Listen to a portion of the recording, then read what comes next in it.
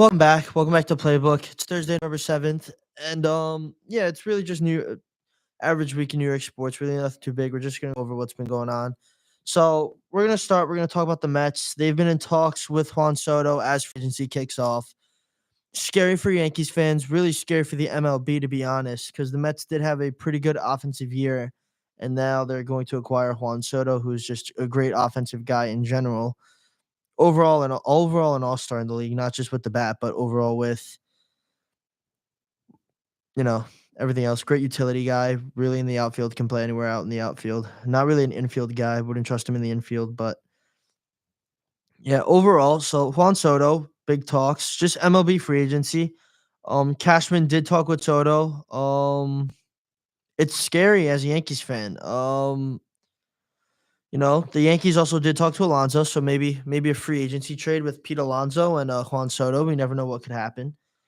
But it's just we have to wait and see what happens with baseball. Baseball is really especially with free agency, we just got to see and react. It's really unpredictable. We don't know who's going to get who. We know the certain teams that can make a push, like the Yankees core is still great with Judge and Volpe and all the young guys they got, and then the Mets over there too in Queens that are just picking it up with Lindor and Iglesias and the all the talent they have over there in the minors too with the Mets is unbelievable. So that's just it for baseball. It's going through the free agency process right now. Um, the Yankees talking to Alonso, I like because we do need a first baseman, and he does like hitting opposite, so he could really attack the short porch from the right side of the plate. And overall, I just think, I don't know, I really think if we do get Pete Alonso, it would be great to add for the lineup. Overall, I do not like the fact that we're not willing to pay. I mean, I get it. Cashman's one of the most expensive, like one of the expensive owners in the league, but overall, baseball is an investment. So if you're I don't know why we're trying to go for the bare minimum on guys. Like, I think it's really cheap. If you're gonna go big or go home, like you go big. Where the Yankees, there's a winning culture to attain. Um, and I really don't want it to, kind of go overboard being being a Yankees fan with, trying to save money and all this. So we spent everything we had now. We took a cheap route. We took the cheap way in, and we made it to the World Series. So hopefully they actually spend money, more money than the Dodgers at least, and hopefully they can get to the World Series again. The Mets, on the other hand, the Mets don't know what to expect from the Mets. They're really just looking to add to their lineup. We've seen how they can play and how they can perform. So overall, just gonna wait and see who they sign. Over to the gridiron. So I'm not as disappointed. The Jets did win last week. They beat the Texans, I believe. Think let's just look. Just fact check myself. The New York Jets did beat the Texans. Oh, on Halloween. They beat them 21-13, which was pretty nice. The Jets are now 500 at home, which is pretty good. Aaron only missed 10 throws. He went 22 for 32, threw for 3 touchdowns, and threw for 211 yards. That's really it. I mean, the Jets, it was just an game. It wasn't an game. Devontae Adams scored his first touchdown as a Jet, and Garrett Wilson, arguably right now, at the moment, does have catch of the year, which he is the Jumpman logo. If he doesn't get a contract or at least, you know, have conversational talks with the Jordan brand, I don't know what to expect. That was a great catch. Way to control his body, getting his right shin inbound in order for the touchdown to count. Then you have Devontae Adams scoring his first touchdown, which was pretty sick. And then I believe it was just two touchdowns for Garrett Wilson, and then that one for Devontae Adams, as which we hope to see more, in the upcoming weeks. As the Jets are 3-6 right now. I don't know if they're gonna win out. If we win out, we're gonna have to go 11-6, which is kind of unbelievable. But it is what it is. That's just how football is. The Cowboys are struggling. They're 3-5 right now. It should help the Giants in their division, but not that much bashing on the Jets. It was kind of just a back and forth game. They had that one play where the cockiness of dropping the ball before the goal plane was really aggravating, but it is what it is. The Jets won. Nothing big, nothing crazy. About time. Not that excited, but anyway, the Giants are 2-7, so maybe the Cowboys losing won't help them that much. But the Giants are 2-7. They play the Panthers in Munich, Munich, Germany. So I don't know. I don't know. Poor poor people. Those are the poor guys in Germany. He's got to watch the two worst teams in the NFL. I mean, they could have got at least a good game, like 49ers Bucks. They couldn't send like a good game over the pond. Like I feel like if we want to get like football on a global standpoint, we can't be sending over like these horrible games overseas where it's probably just gonna be punt, touchdown, punt, touchdown, punt, touchdown, punt. Like, make it at least somewhat interesting where there's like at least a scheme to it. Like maybe punt, touchdown, interception, like I don't know, something. Someone to give these fans like something to get intrigued about because I feel like in England it's been catching on, but like the rest of Europe, not really. Uh, and they also really don't play it over there, so like you can't really instill a game into a culture that doesn't appreciate it. So yeah. Anyway, Daniel Jones going into the game against the Panthers, no, really iffy. Uh, They lost to going into next week. They just lost by 5 to the Commanders, but the Commanders have been putting up quite the performance. Jane Daniels, 15 for 22, 209 yards, 2 touchdowns. Tracy Jr. for the Giants, he led with carries with 66, and then Brown led with 5 receptions, 60 yards for the Washington Commanders. Overall, it was just an iffy game. The Giants lost the first quarter 7-0. They lost the second. The Giants overall, they won the fourth quarter 12-3. That's something to look forward to. But overall, I mean nothing really big for football. Not get excited about. The Jets are still 3-6. They're how are they on the standings? I haven't even looked at standings at all. Hopefully, I mean the AFC East is weak.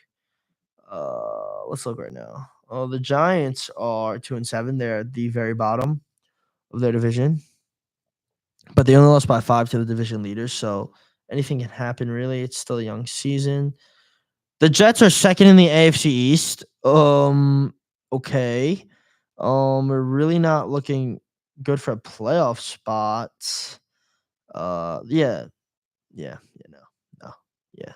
The Jets are not looking good. Uh, but we're close. We can put up a fight. Yeah, I believe we gotta be two. I believe there's 8 teams that make. I don't know. I don't know how the NFL format works. It's just I don't know. I mean, if I were to see a bracket, that would that would help if I saw a bracket. But yeah, the Patriots they're not high on there. The Dolphins they're struggling. The Jets are 10. I mean, the Bengals have really been struggling, but they're gonna probably catch on. Uh, yeah. Yeah, no, we're cooked. We're 1-2 in the division. We're 3-4 in the conference. It's not really looking too good, especially for the Jets. The Jets gotta win out. We play Arizona this week. Yeah, we play Arizona this week. Let's look at the schedule for the New York Jets. The Jets, yeah, so it's pretty fun. The Jets have Arizona this week, and then the next week, I believe they haven't had a bye. They haven't had a bye yet. The Jets play the Colts. Oh no, they need that one against the Colts for a playoff shot. They need this one against the Colts. Shoot, it's gonna be an interesting game. That's a must win, and they're coming to MetLife. That's got to be a win for the Jets. But God forbid it's the Jets. Can't really predict anything. I think the Jets are on a bye. I don't see them on the schedule. So yeah, week 12, the Jets are on a bye, which was good because we are struggling with some defensive injuries right now. Thursday night football, there's going to be 3 games, and the Jets play Seattle after their bye on week 13. That's going to be a rough game, especially for the offense, because Seattle is kind of known for playing defense, and their offense is kind of lethal right now. The Jets play Miami. That's a division game. It's a must win. Need as much leverage in the division as possible. December 11th, the week of December 11th, probably that's week 15. We played Jacksonville, should be a win, and it's in Florida. Still going to be good weather. There should be no excuses there.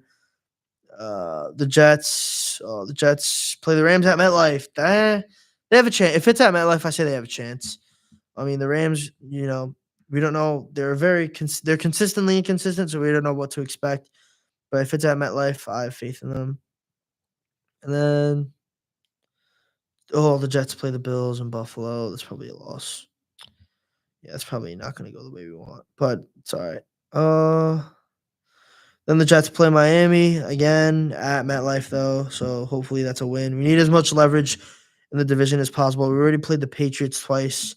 No, tied with the Patriots. Not that good. It's not good at all. So yeah, hopefully we can just win out. The Giants really don't look like they're putting up a playoff push. We'll check him out though. So with the Giants, how they're going, the NFC, they are dead last in the NFC race.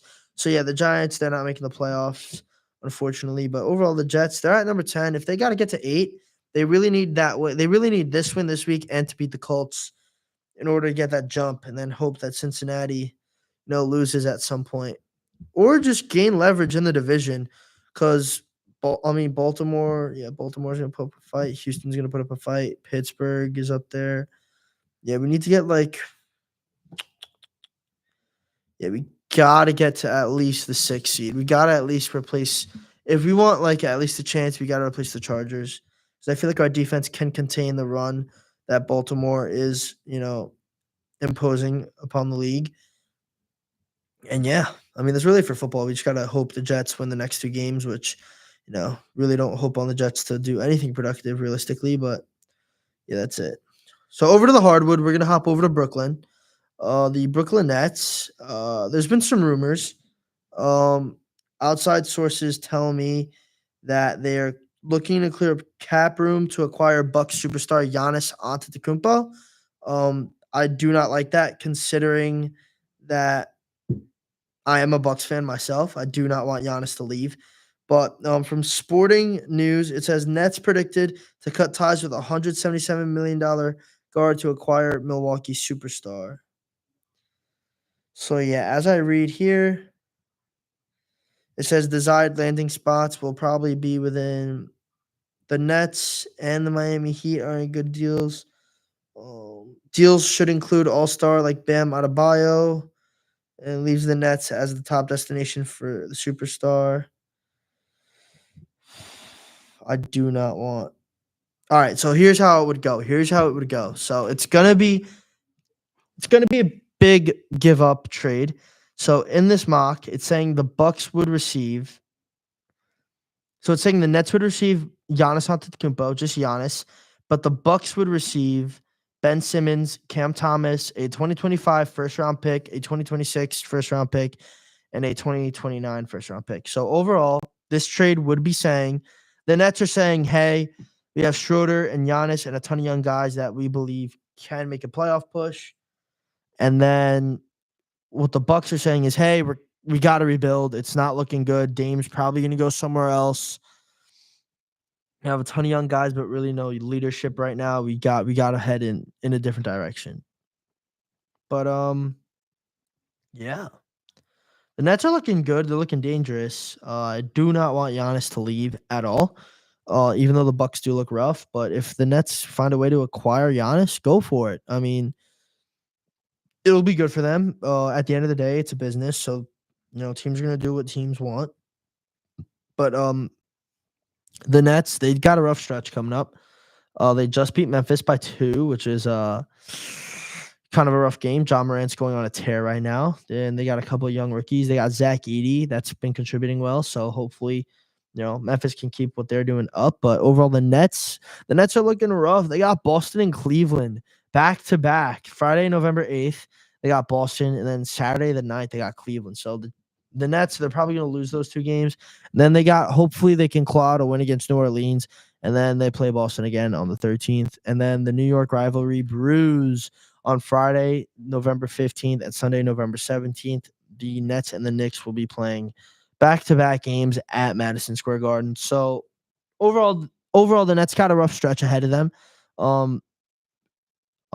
They're probably going to lose against Boston on the 8th, lose against Cleveland on the 9th. hopefully beat New Orleans. They got, I believe Brandon Ingram's still there. They've been really quiet within the media, so whatever's been presented, I haven't read yet. And then they got to play Boston. So overall, that's one. They're projected to go 1-3 in my book, and then New York is up in the air. With the Knicks. We'll talk about the Knicks in a minute, but yeah. Overall, the Nets just don't look. They're not really a vibe. Uh, you know, to win the next couple of games. They've been a vibe right now. They've been consistently inconsistent in winning. They lost to Atlanta, who Atlanta does kind of own New York now, given that they beat the Knicks. They lost their first 2 games, beat Milwaukee.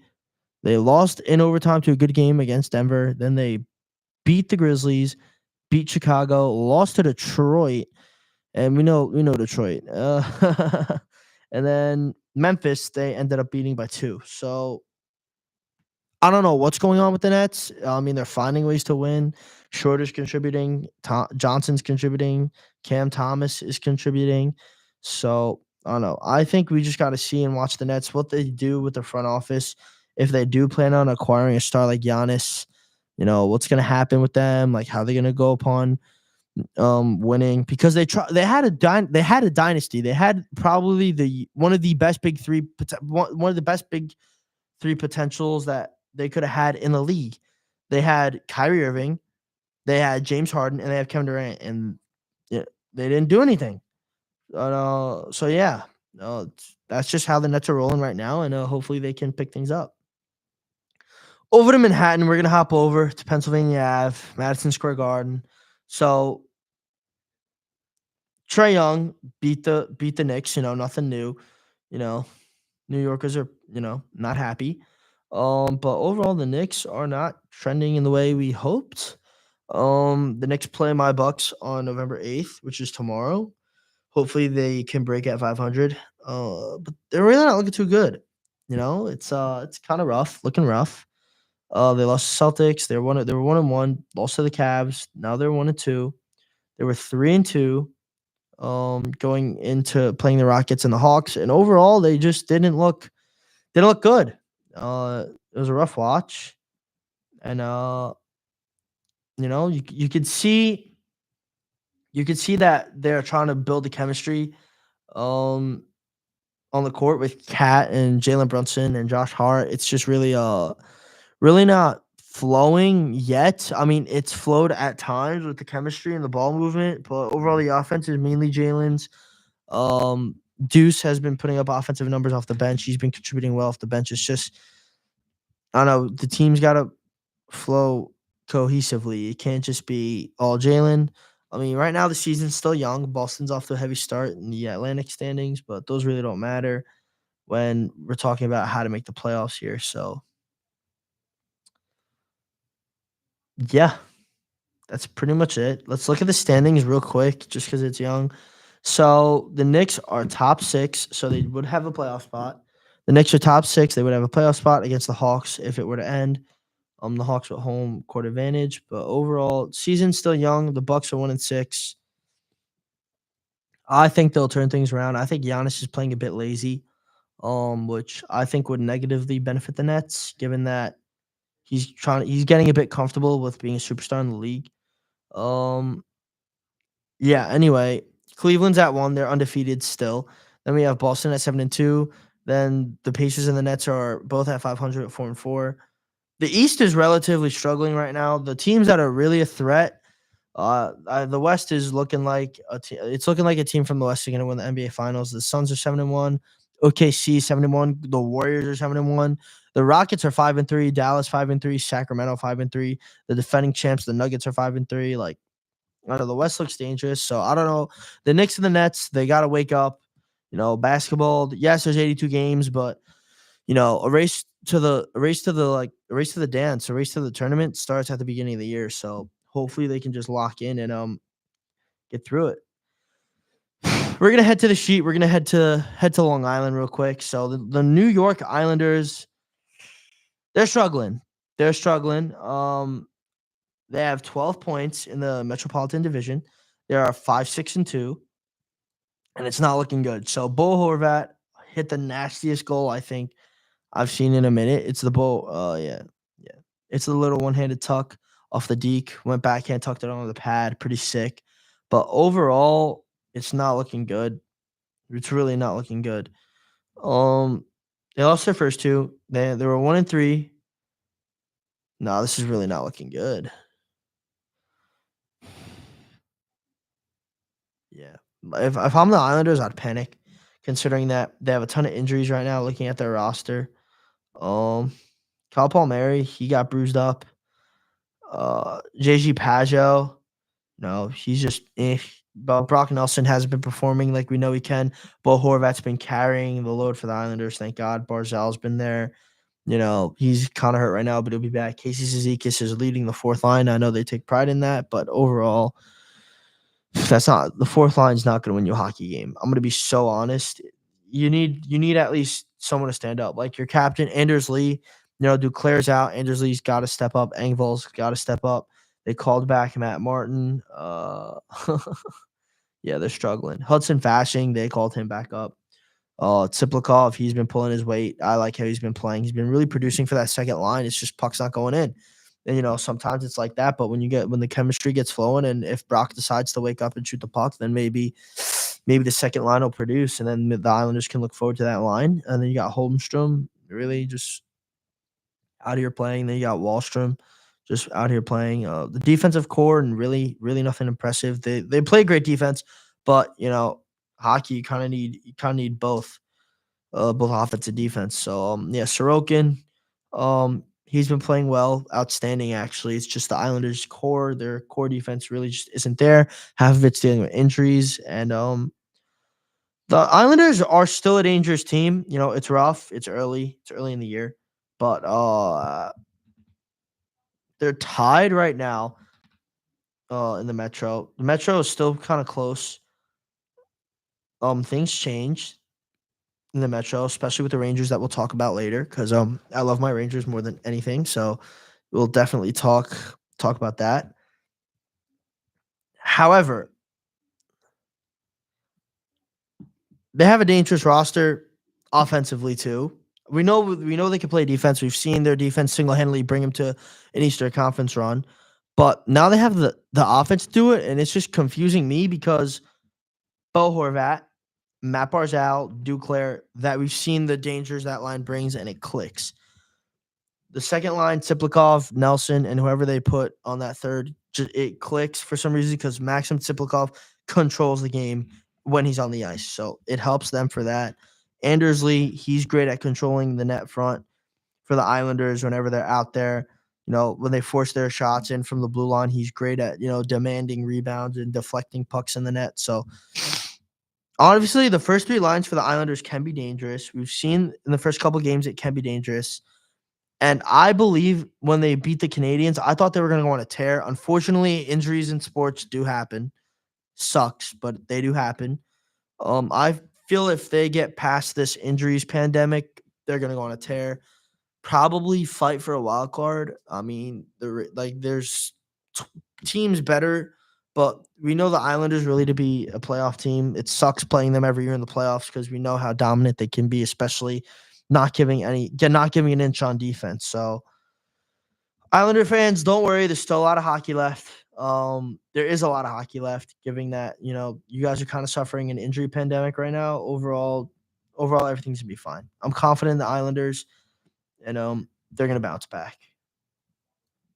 But over to the sheet at MSG. Enough with the hardwood. Enough with the hardwood. The Rangers are 8-2-1. They've played 11 games, 17 points, and they are the number 4 spot in the Metropolitan Division. However, they're only a half a game behind from that number 1 spot. The point system right now, it's 18, 18, 18, a three-way tie for Carolina, Washington, and New Jersey. And then the Rangers are at 17. But New Jersey also played 4 more games than everybody else. As of now, everybody will be playing 82 games, regardless of when they are. So I'm not worried about New Jersey. Washington, I am worried about because they really weren't that hot last year, and now out of nowhere, they just decide to play good hockey. So hopefully Washington cools down. Maybe some injuries kick in. Maybe Ovi's age kicks in because he's been kind of putting the puck in the net, trying to tie Gretzky's record or hopefully surpass it. It'll be great for him and his legacy. But overall, Carolina is really my threat. They have goaltending issues, but that team is too good. The defense produces on offense, and the offense plays defense. So they're a two-way team. They're really good. I believe they're the only team that can compete with the Rangers right now. I mean, yes, Washington did beat the Rangers, but the Rangers put up a fight. I believe if the Rangers, gain the momentum more in that game, he could, the Rangers could have won that game and came back. But hockey's only an hour, so